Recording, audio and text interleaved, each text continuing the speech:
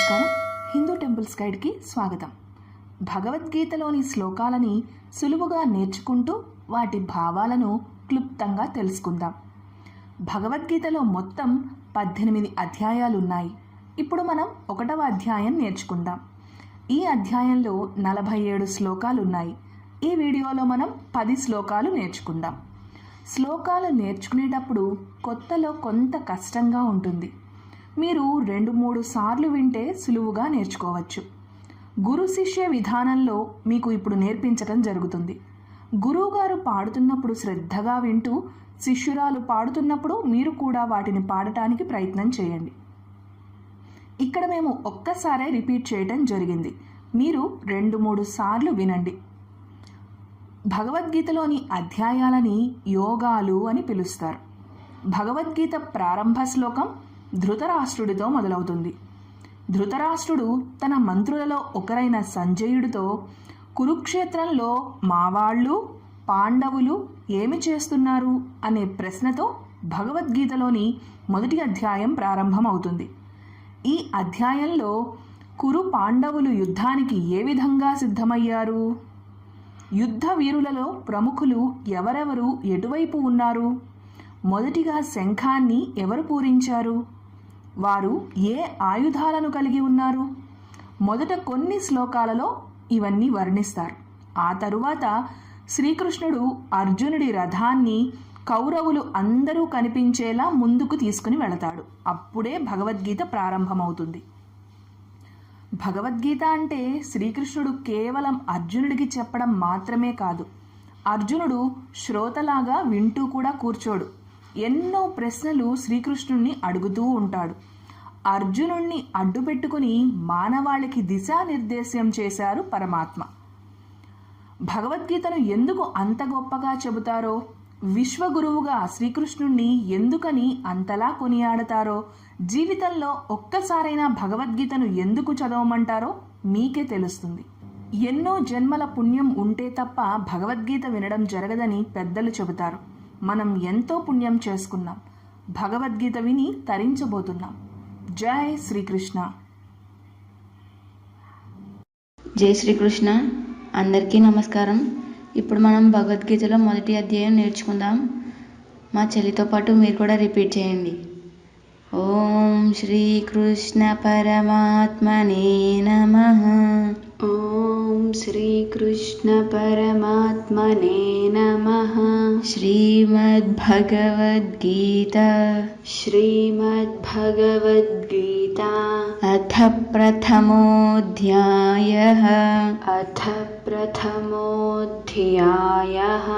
అర్జున విషాదయోగః అర్జున విషాదయోగః ధృతరాష్ట్ర ఉవాచ ధృతరాష్ట్ర ఉవాచ ధర్మక్షేత్రే కురుక్షేత్రే ధర్మక్షేత్రే కురుక్షేత్రే సమవేతాయుయుత్సవః సమవేతాయుయుత్సవః మామకాః పాండవాశ్చైవ మామకాః పాండవాశ్చైవ కిమకుర్వత సంజయ కిమకుర్వత సంజయ ధర్మక్షేత్రే కురుక్షేత్రే సమవేతాయుయుత్సవః మామకాః పాండవాశ్చైవ కిమకుర్వత సంజయ ధర్మక్షేత్రే కురుక్షేత్రే సమవేతాయుయుత్సవః మామకాః పాండవాశ్చైవ కిమకుర్వత సంజయ. పాముంది ఎప్పుడైనా విసర్గ వస్తే ఎఫ్ సౌండ్ పలకాలి. భగవద్గీత ప్రథమాధ్యాయంలోని మొదటి శ్లోకం యొక్క భావార్థాన్ని ఇప్పుడు మనం తెలుసుకుందాం. సంజయ, ధర్మానికి నిలయమైన కురుక్షేత్రంలో యుద్ధ సన్నద్ధులై నిలిచిన నా వాళ్ళు పాండవులు ఏం చేశారు అని భావం. రెండవ శ్లోకం. సంజయ ఉవాచ सञ्जय उवाच दृष्ट्वा तु पाण्डवानीकं दृष्ट्वा तु पाण्डवानीकं व्यूढं दुर्योधनस्तदा व्यूढं दुर्योधनस्तदा आचार्यमुपसंगम्य आचार्यमुपसंगम्य राजा वचनमब्रवीत् राजा वचनमब्रवीत् दृष्ट्वा तु पाण्डवानीकं व्यूढं दुर्योधनस्तदा आचार्यमुपसंगम्य राजा वचनमब्रवीत् दृष्ट्वा तु पाण्डवानीकं व्यूढं दुर्योधनस्तदा आचार्यमुपसंगम्य राजा वचनमब्रवीत्. రెండవ శ్లోకం యొక్క భావం ఇప్పుడు తెలుసుకుందాం. యుద్ధానికి సంసిద్ధులై ఉన్న పాండవ సైన్యాలను చూసి దుర్యోధనుడు ద్రోణాచార్యుల దగ్గరికి వెళ్ళి ఈ విధంగా అంటున్నాడు. మూడో శ్లోకం.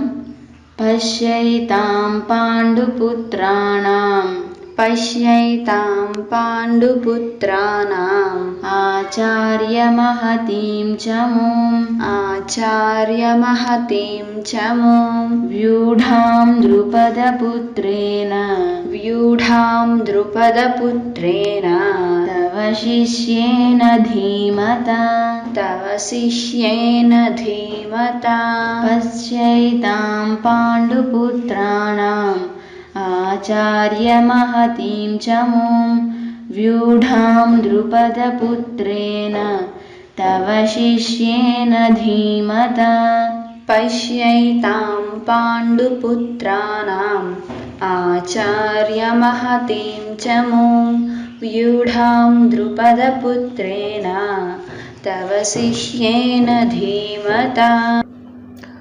మూడవ శ్లోకం యొక్క భావం తెలుసుకుందాం. ఆచార్య, మీ శిష్యుడు దీషుంతుడు అయిన దృష్టద్యుమ్నుడు వ్యూహం పన్నిన మహాసైన్యాన్ని చూడండి అని భావం. నాలుగో శ్లోకం. అత్ర శూరా మహేశ్వాసాః अत्र शूरा महेश्वासाः భీమార్జున సమాయుధి भीमार्जुनसमायुधि యుయుధానో విరాటశ్చ युयुधानो विराटश्च ద్రుపదశ్చ మహారథః द्रुपदश्च महारथः. అత్ర శూరా మహేశ్వాసాః భీమార్జున సమాయుధి యుయుధానో విరాటశ్చ ద్రుపదశ్చ మహారథః. अत्र शूरा महेश्वासाः भीमार्जुनसमायुधि युयुधानो विराटश्च द्रुपदश्च महारथः. ఐదో శ్లోకం. ఈ శ్లోకం కొంచెం కష్టం అనిపిస్తుంది, జాగ్రత్తగా గమనించండి.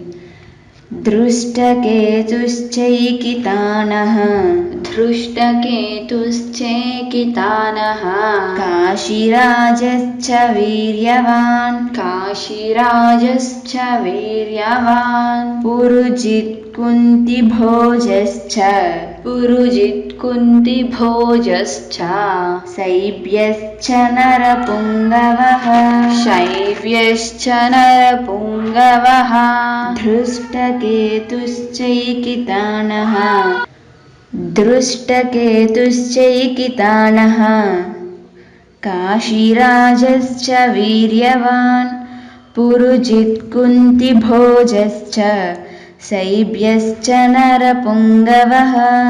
धृष्टकेतुश्चेकितानः काशीराजश्च वीर्यवान् पुरुजित्कुन्तिभोजश्च शैब्यश्च नरपुङ्गवः धृष्टकेतुश्चैकितानः काशीराजश्च वीर्यवान् पुरुजित् कुन्तिभोजश्च शैब्यश्च नरपुङ्गवः. धृष्टकेतुश्चेकितानः काशीराजश्च वीर्यवान् पुरुजित्कुन्तिभोजश्च शैब्यश्च नरपुङ्गवः। ఆరో శ్లోకం.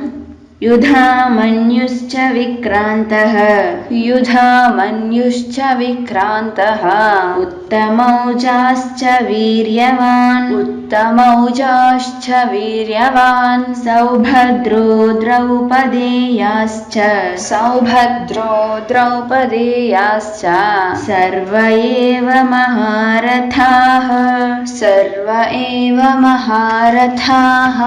युधामन्युश्च विक्रान्तः उत्तमौजाश्च वीर्यवान् सौभद्रो द्रौपदेयाश्च सर्व एव महारथाः।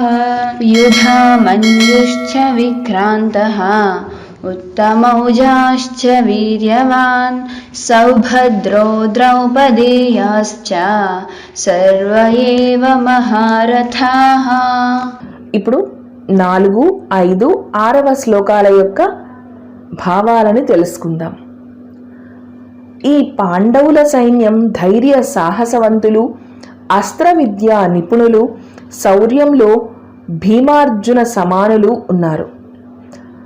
సాత్యవిరాటుడు ద్రుపదుడు, దృష్టకేతుడు, చేకితాసుడు, కాశీరాజు పురుజిత్తు, శైబుడు, యుధామాన్యుడు, ఉత్తమౌజుడు, అభిమన్యుడు, ఉపపాండవులు కూడా ఉన్నారు.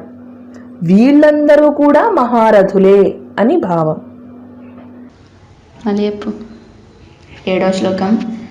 अस्माकन्तु विशिष्टाये अस्माकन्तु विशिष्टाये तान्निबोध द्विजोत्तम तान्निबोध द्विजोत्तम नायका मम सैन्यस्य नायका मम सैन्यस्य संज्ञार्थं तान् ब्रवीमि ते संज्ञार्थं तान् ब्रवीमि ते अस्माकन्तु विशिष्टाये तान्निबोध द्विजोत्तम नायका मम सैन्यस्य संज्ञार्थं तान् ब्रवीमि ते अस्माकन्तु विशिष्टाये तान्निबोध द्विजोत्तम नायका मम सैन्यस्य संज्ञार्थं तान् ब्रवीमि ते।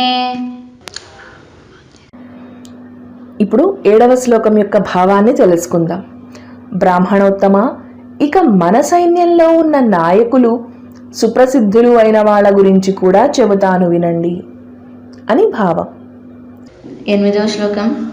भवान् भीष्मश्च कर्णश्च भवान् भीष्मश्च कर्णश्च कृपश्च समितिञ्जयः कृपश्च समितिञ्जयः अश्वत्थामा विकर्णश्च अश्वत्थामा विकर्णश्च దామావి కాదు, థా మహాప్రాణం చెప్పాలి అక్కడ.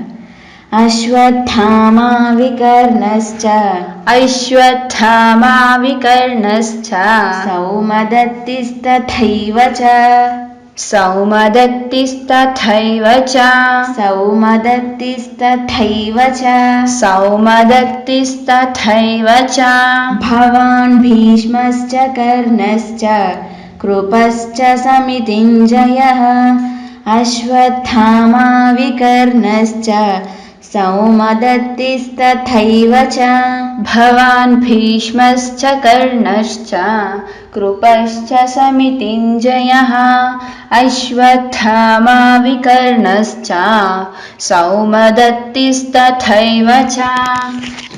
9వ శ్లోకం. अन्ये च बहवः शूराः अन्ये च बहवः शूराः मदर्थे त्यक्तजीविताः मदर्थे त्यक्तजीविताः नानाशस्त्रप्रहरणाः नानाशस्त्रप्रहरणाः सर्वे युद्धविशारदाः सर्वे युद्धविशारदाः अन्ये च बहवः शूराः मदर्थे त्यक्तजीविताः नानाशस्त्रप्रहरणाः सर्वे युद्धविशारदाः अन्ये च बहवः शूराः मदर्थे त्यक्तजीविताः नानाशस्त्रप्रहरणाः सर्वे युद्धविशारदाः 8, 9 శ్లోకాల యొక్క భావాలు ఇప్పుడు తెలుసుకుందాం. మీరు, భీష్ముడు, కర్ణుడు, కృపాచార్యుడు, అశ్వత్థామ, వికర్ణుడు, సౌమదత్తి ఉన్నారు. ఇంకా ఎంతోమంది సురాగ్రేసరులు, యుద్ధ విద్యా విశారదులు నా కోసం జీవితాల మీద ఆశ కూడా విడిచిపెట్టి సిద్ధంగా ఉన్నారు అని భావం. 10వ శ్లోకం. అపర్యాప్తం తదస్మాకం బలం భీష్మాభిరక్షితం పర్యాప్తం త్విదమేతేషాం బలం భీమాభిరక్షితం అపర్యాప్తం తదస్మాకం బలం భీష్మాభిరక్షితం పర్యాప్తం త్విదమేతేషాం బలం భీమాభిరక్షితం అపర్యాప్తం తదస్మాకం బలం భీష్మాభిరక్షితం పర్యాప్తం త్విదమేతేషాం బలం భీమాభిరక్షితం. ఇప్పుడు 10వ శ్లోకం యొక్క భావాన్ని తెలుసుకుందాం. భీష్ముడు రక్షిస్తున్న మన సైన్యం అపరిమితం. భీముడి రక్షణలో ఉన్నటువంటి పాండవ సైన్యం పరిమితం అని భావం. ఈ వీడియోలో మనం 10 శ్లోకాలు నేర్చుకున్నాం కదా. వచ్చే వీడియోలో మరొక 10 శ్లోకాలు నేర్చుకుందాం. ఈ వీడియోపై మీ అభిప్రాయాన్ని కామెంట్ చేయండి. ఈ వీడియో కనుక మీకు నచ్చినట్టయితే లైక్ చేయండి, కామెంట్ చేయండి, షేర్ చేయండి.